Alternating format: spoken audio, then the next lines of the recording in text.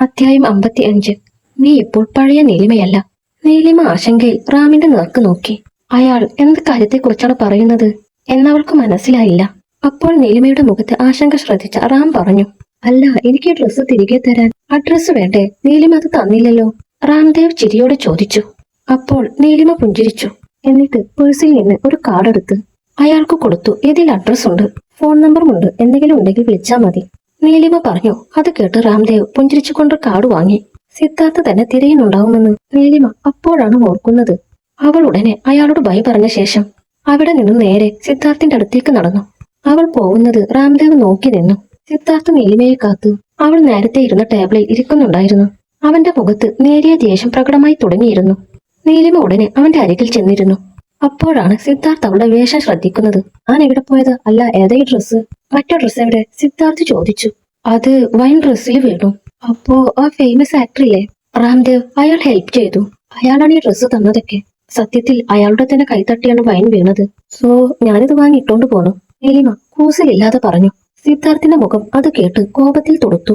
ഇവൾക്കല്ലെങ്കിൽ തന്നെ പ്രശ്നം ഒഴിഞ്ഞ നേരമില്ല.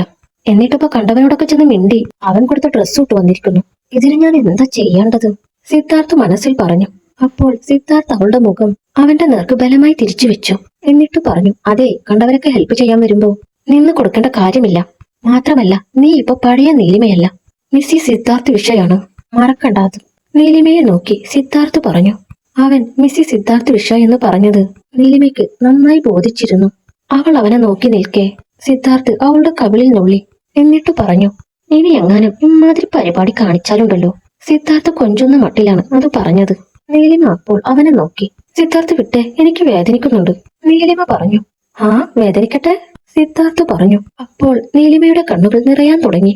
അവൾക്ക് നന്നായി വേദനിച്ചുവെന്ന് മനസ്സിലാക്കിയ സിദ്ധാർത്ഥ് ഉടനെ കൈ പിൻവലിച്ച് കവിളിൽ തടവി.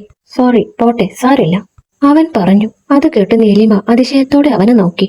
അപ്പൊ ഞാൻ പറഞ്ഞത് മറക്കണ്ട, നീ മിസ് നീലിമയല്ല, മിസ്സി സിദ്ധാർത്ഥാണ്. സോ എന്ത് ചെയ്താലും ഞാനും കൂടെ അറിഞ്ഞിരിക്കണം, സിദ്ധാർത്ഥ് പറഞ്ഞു. നീലിമ തലയാട്ടി. അപ്പോൾ ഇതെല്ലാം കണ്ട് കോപത്തോടെ ഇരിക്കുകയായിരുന്നു ദൂരെ ലാവണ്യ. അവൾക്ക് മുന്നിൽ ഹേമന്തും ഉണ്ടായിരുന്നു.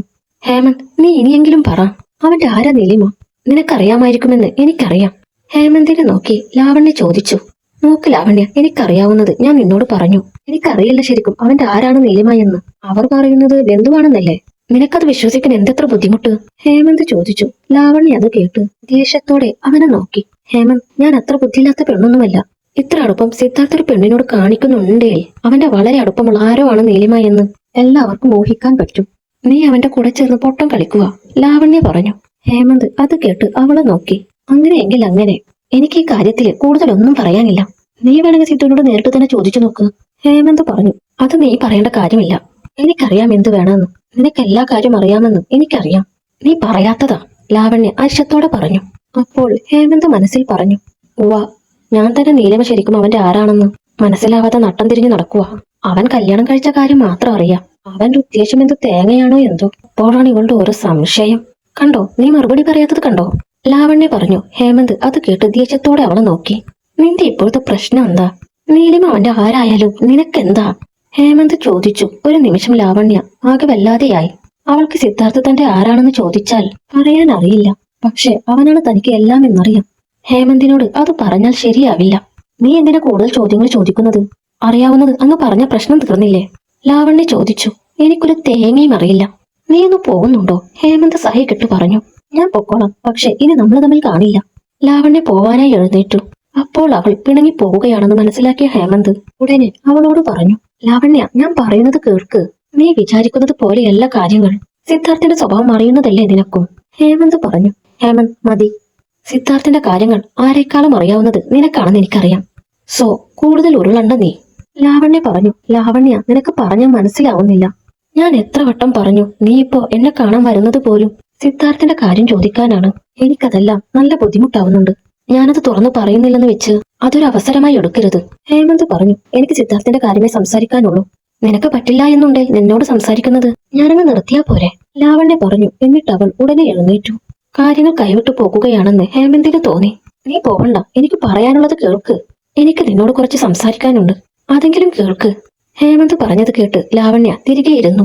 ഹേമന്ത് തന്റെ ഇഷ്ടം അവളോട് പറയാനാണ് അത്രയും പറഞ്ഞത്. പക്ഷെ എന്തുകൊണ്ടോ അവനത് പറയാൻ സാധിച്ചില്ല. അവനൊന്നും മിണ്ടാതെ അവളെ നോക്കിക്കൊണ്ട് വെറുതെ ഇരുന്നു.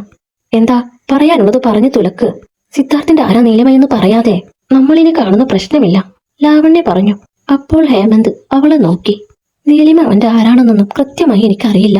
പക്ഷെ അവൻ നിന്നോട് പറഞ്ഞ പോലെ വെറുമൊരു അകന്ന ബന്ധുവൊന്നുമല്ല നീലിമ, ഹേമന്ത് പറഞ്ഞു. അപ്പോൾ അത് പറഞ്ഞില്ലെങ്കിൽ ലാവണ്യ പിന്നെ തന്നോട് സംസാരിക്കില്ലെന്ന് തോന്നിയതുകൊണ്ടാണ് അവൻ അത്രയും പറഞ്ഞത്. അത് കേട്ട് ലാവണ്യ കൂടുതൽ ദേഷ്യത്തോടെ അവനെ നോക്കി. അപ്പോ ബന്ധുവല്ലെന്ന് നിനക്കറിയാമായിരുന്നു അല്ലേ? ഞാനിത് ഇത്രയും ചോദിച്ചിട്ട് നീ എപ്പോഴെങ്കിലും പറഞ്ഞിട്ടുണ്ടോ? എന്തായാലും കൊള്ളാം. ലാവണ്യ ഉടനെ അവന്റെ അടുത്തു നിന്നും എഴുന്നേറ്റു. ഞാൻ എല്ലാ കാര്യവും സിദ്ധാർത്ഥിനോട് തന്നെ ചോദിച്ചോളാം. ലാവണ്യ ഉടനെ വീണ്ടും സിദ്ധാർത്ഥിന്റെ അടുത്തേക്ക് പോയി. ഹേമന്ത് അത് തടയാൻ ശ്രമിച്ചില്ല. ലാവണ്യ സിദ്ധാർത്ഥിനെ വല്ലാതെ സ്നേഹിക്കുന്നുണ്ട്. പക്ഷെ അവന്റെ മനസ്സിൽ ലാവണ്യ ഇല്ല എന്ന കാര്യം ലാവണ്യ നേരിൽ ചെന്ന് ചോദിച്ചറിയട്ടെ എന്ന് ഹേമന്ത് കരുതി. അവൻ അവൾ പോകുന്നത് നോക്കിക്കൊണ്ട് വൈനെടുത്ത് കുടിച്ചുകൊണ്ടിരുന്നു. പാർട്ടി നടക്കുന്ന ഹാളിൽ നീലിമ വല്ലാതെ ക്ഷീണിച്ചു നിൽക്കുന്നത് കണ്ട സിദ്ധാർത്ഥ് അവളുടെ അരികിൽ വന്നു. എന്തുപറ്റി? അവൻ ചോദിച്ചു. ഒട്ടും വയ്യ, തല കറങ്ങുന്നത് പോലെയുണ്ട്, നീലിമ പറഞ്ഞു. നീലിമയ്ക്ക് ശരിക്കും നല്ല ക്ഷീണമുണ്ടെന്ന് മനസ്സിലാക്കിയ സിദ്ധാർത്ഥ് ഉടനെ പറഞ്ഞു. എന്നാ ഓക്കെ, നമുക്ക് പോവാം. സിദ്ധാർത്ഥ് നീലിമയുടെ കയ്യിൽ പിടിച്ചുകൊണ്ട് പറഞ്ഞു. അത് കേട്ട് നീലിമയ്ക്ക് ആശ്വാസം തോന്നി. അവൾ ഉടനെ എഴുന്നേറ്റു. സിദ്ധാർത്ഥും നീലിമയും ഹാളിൽ നിന്ന് തിരികെ പോകുന്നത് കണ്ട ലാവണ്യ അവനോട് സംസാരിക്കാൻ സാധിക്കാതെ വിഷമത്തോടെ നിന്നു. വീട്ടിലെത്തിയ ശേഷം സിദ്ധാർത്ഥിന്റെ ഒപ്പം നീലിമ അകത്തേക്ക് നടന്നു. അപ്പോൾ സിദ്ധാർത്ഥ് ശബ്ദം താഴ്ത്തി പറഞ്ഞു. അതെ, വേണമെങ്കിലും ഞാൻ എടുത്തോണ്ട് പോയി റൂമിലാക്കാം. സിദ്ധാർത്ഥ് റൊമാൻറ്റിക് ടോണിൽ അത് പറഞ്ഞത് കേട്ടപ്പോൾ നീലിമ ആകെ വല്ലാതെയായി. അവൾ ഉടനെ അവിടെ നിന്നും അകത്തേക്ക് നടന്നുപോയി. സിദ്ധാർത്ഥ് അത് നോക്കി ചിരിയോടെ നിന്നു. സിദ്ധാർത്ഥ് ചിരിക്കുന്നത് കണ്ട അവന്റെ വീട്ടിലുണ്ടായിരുന്ന ബോഡി ഗാർഡ്സ് പരസ്പരം നോക്കി. അവർ ആദ്യമായി കാണുകയാണ് സിദ്ധാർത്ഥ് അത്ര സന്തോഷത്തോടെ ചിരിക്കുന്നത്. അതിന്റെ അത്ഭുതം അവരുടെ മുഖത്തും ഉണ്ടായിരുന്നു.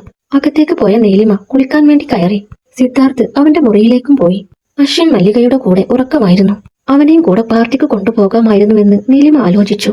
പക്ഷെ സിദ്ധാർത്ഥിനത് കാരണം എന്തെങ്കിലും പ്രശ്നമുണ്ടായാലോ എന്ന് ഓർത്തുകൊണ്ടാണ് അവൾ അശ്വിനെ കൂടെ കൂട്ടാതിരുന്നത്. മുറിയിൽ ആരുമില്ലാത്തത് കാരണം അവൾ വസ്ത്രമെല്ലാം ബെഡിലാണ് വെച്ചിരുന്നത്. നീലിമ തോർത്തു ധരിച്ച് കുളിച്ചിറങ്ങി വന്നപ്പോൾ പെട്ടെന്ന് കാൽ വഴുക്കി അവൾ തറയിലേക്ക് വീണു. അവളുടെ കരച്ചിൽ കേട്ടാണ് സിദ്ധാർത്ഥ് അവന്റെ മുറിയിൽ നിന്നും ഓടി പുറത്തേക്ക് വന്നത്. അപ്പോൾ നീലിമ തറയിൽ കിടക്കുകയാണ്. അവൾക്ക് എഴുന്നേൽക്കാൻ സാധിക്കുന്നില്ലായിരുന്നു. അവൾ നിലത്ത് കിടന്ന് കരയുന്നത് കണ്ട സിദ്ധാർത്ഥ് ഉടനെ ചെന്ന് അവളെ പൊക്കിയെടുത്തു തന്നോട് ചേർത്തു. അപ്പോഴാണ് നീലിമ ഒരു കാര്യം തിരിച്ചറിയുന്നത്. ദേഹത്തുണ്ടായിരുന്ന തോർത്ത് വീഴ്ചയിൽ അഴിഞ്ഞു പോയിരിക്കുന്നു. വസ്ത്രമില്ലാതെയാണ് താൻ സിദ്ധാർത്ഥിന്റെ മുന്നിൽ നിൽക്കുന്നതെന്ന് ഓർത്തപ്പോൾ അവൾക്ക് വല്ലാതെ വീർപ്പ് മുട്ടുന്നത് പോലെ തോന്നി. നീലിമ വീണത് കണ്ട് ഓടിവന്ന് പൊക്കിയ ശേഷമാണ് സിദ്ധാർത്ഥും അവൾക്ക് വസ്ത്രമില്ലാത്തത് ശ്രദ്ധിക്കുന്നത്. അതിനു മുന്നേ അവൾ കരയുന്നത് കണ്ടതുകൊണ്ട് അവൻ മറ്റൊന്നും ചിന്തിച്ചില്ലായിരുന്നു. സിദ്ധാർത്ഥ് ആകെ വിളറി. അവളെ ആ അവസ്ഥയിൽ കണ്ടപ്പോൾ സിദ്ധാർത്ഥിന്റെ ഉള്ളിൽ പലവിധ വികാരങ്ങൾ ഉണരാൻ തുടങ്ങി. അവന് തന്റെ നിയന്ത്രണം നഷ്ടമാകുമെന്ന് തോന്നി. ഉടനെ അവളുടെ ശരീരത്തിൽ പതിഞ്ഞ നോട്ടം മാറ്റി. എന്നിട്ടവൻ അവളെ ബെഡിൽ കൊണ്ടിരുത്തി. നീലിമ ഉടനെ വേഷമെടുത്തു ധരിച്ചു.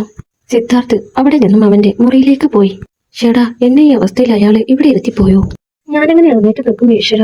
നീലിമ കാലിൽ നോക്കി ചോദിച്ചു. കാലിൽ നന്നായി നീര് വെച്ചിരുന്നതും വീഴ്ചയും കാരണം അവൾക്ക് നേരെ നിൽക്കാൻ സാധിച്ചില്ല. അപ്പോൾ സിദ്ധാർത്ഥ് വീണ്ടും മുറിയിലേക്ക് വന്നു. അവന്റെ കയ്യിൽ ഒരു മരുന്ന് ബോക്സ് ഉണ്ടായിരുന്നു. അവൻ അതിൽ നിന്നും മരുന്ന് വെട്ടുമെടുത്ത് നീലിമയുടെ കാലിൽ വീക്കമുള്ള മുറിയിൽ വെച്ചു. നീലിമ പെട്ടെന്ന് വേദന കാരണം നിലവിളിച്ചുപോയി. അപ്പോൾ സിദ്ധാർത്ഥ് അവളെ നോക്കി. അത്ര കാറാനൊന്നുമില്ല. അല്ല, ഇതിന് മാത്രം പ്രശ്നങ്ങൾ നിനക്ക് മാത്രം കൃത്യമായി കിട്ടുന്നത് എങ്ങനെയാ? ഇതുവരെ ഞാൻ കൂടെ ഉണ്ടായിരുന്നത് കൊണ്ട് കുഴപ്പമില്ലായിരുന്നു. എന്റെ കണ്ണൊന്ന് തെറ്റിയപ്പോ പോയി കാലടിച്ച് വീണിക്കുന്നു, സിദ്ധാർത്ഥ് പറഞ്ഞു. അതെ, ഞാൻ മനഃപൂർവ്വം വീണ് കളിച്ചതല്ല, സ്ലിപ്പായതാണ്. അത് ആർക്കും പറ്റില്ലേ? നീലിമ വേദന സഹിച്ചുകൊണ്ട് ചോദിച്ചു. ആർക്കായാലും പറ്റില്ല, ആകാശം നോക്കിയിരിക്കുന്നവർക്ക് പറ്റും. ഓ, ഇയാള് വീഴാറേയില്ലല്ലോ, നീലിമ പറഞ്ഞു. അപ്പോൾ സിദ്ധാർത്ഥ് അല്പം കൂടി മരുന്നെടുത്ത് അവളുടെ മുറിവിൽ വെച്ചു. നീലിമ പിടഞ്ഞുപോയി. അവൾ അറിയാതെ സിദ്ധാർത്ഥിന്റെ കഴുത്തിൽ കൈ ചേർത്ത് പിടിച്ചു. സിദ്ധാർത്ഥ് അവളെ നോക്കി. നീലിമയുടെ മുഖം ചുവന്നു തൊടുത്തിരുന്നു. കുളിച്ചിറങ്ങിയ കാരണം മുഖത്തും ചുണ്ടുകളിലും വെള്ളത്തുള്ളികൾ അവശേഷിച്ചിരുന്നു. സിദ്ധാർത്ഥിന്റെ ഉള്ളിൽ വീണ്ടും ഉറങ്ങിക്കിടന്നിരുന്ന വികാരങ്ങൾ ഉണരാൻ തുടങ്ങി. അവൻ നീലിമയുടെ മുഖം കൈകളിൽ എടുത്തു. എന്നിട്ട് ആർദ്രമായി അവളെ നോക്കി. അപ്പോൾ അവന്റെ മനസ്സിൽ അല്പം മുന്നേ കണ്ട അവളുടെ ശരീരം ഓർമ്മ വന്നു. സിദ്ധാർത്ഥ് വിട്ടെ, നീലിമ പറഞ്ഞു. സിദ്ധാർത്ഥ് വിടാതെ അവളോട് കൂടുതൽ ചേർന്നിരുന്നു. നീലിമ ആകെ വല്ലാതെയായി. പെട്ടെന്ന് കാൽ പിന്നെയും വേദനിച്ചപ്പോൾ നീലിമ നിലവിളിച്ചു. അപ്പോൾ സിദ്ധാർത്ഥ് അവളിൽ നിന്നു മാറി. ഓ, ഇങ്ങനെ കാറി പൊളിക്കണ്ട, വീട്ടിലുണ്ടാവും, അത് മാറിക്കോളും. ഇനിയെങ്കിലും നടക്കുമ്പോ ഈ വേദനയൊക്കെ ഒന്ന് ഓർക്ക്, സിദ്ധാർത്ഥ് പറഞ്ഞു. നീലിമ കരയുന്നത് കേട്ട് മല്ലിക ഉണർന്ന് അവിടേക്ക് വന്നു. അവർ റൂമിന് പുറത്തു നിന്ന് നോക്കിയപ്പോൾ സിദ്ധാർത്ഥ് നീലിമയെ ചുംബിക്കുന്നത് പോലെയാണ് അവർക്ക് തോന്നിയത് സിദ്ധാർത്ഥ് പുറംതിരിഞ്ഞാണ് നീലിമയുടെ അരികിലിരുന്നത്. അതാണ് മല്ലിക തെറ്റിദ്ധരിക്കാൻ കാരണം. അയ്യേ, ഈ കുട്ടികൾ എന്താ ഡോറ് തുറന്നിട്ടേക്കുന്നേ? അല്ല, ഉമ്മ വെച്ചതിന് നീലിമക്കുഞ്ഞ് കരയുന്നത് എന്തിനാണാവോ? സിദ്ധുമോന് പെണ്ണുങ്ങളോട് അടുത്തിടപഴകി ശീലമില്ലല്ലോ, അതിന്റെയാവും. ഇതെല്ലാം പറഞ്ഞു മനസ്സിലാക്കി കൊടുക്കണം ഒരിക്കലും, മല്ലിക മനസ്സിൽ പറഞ്ഞു. എന്നിട്ടവർ വാതിൽ പുറത്തുനിന്ന് ചാരി തിരികെ പോയി. നീലിമയും സിദ്ധാർത്ഥും മല്ലികയെ കണ്ടില്ല. അപ്പോൾ നീലിമ വേദന കാരണം സിദ്ധാർത്ഥിന്റെ കൈകൾ മുറുകെ പിടിച്ചു. സിദ്ധാർത്ഥ് അവളുടെ മുഖത്തേക്ക് തന്നെ നോക്കി. നീലിമയുടെ നനഞ്ഞ ചുണ്ടുകളും നിഷ്കളങ്കമായ മുഖവും കണ്ടപ്പോൾ അവന് വീണ്ടും നിയന്ത്രണം നഷ്ടമാവുന്നത് പോലെ തോന്നി.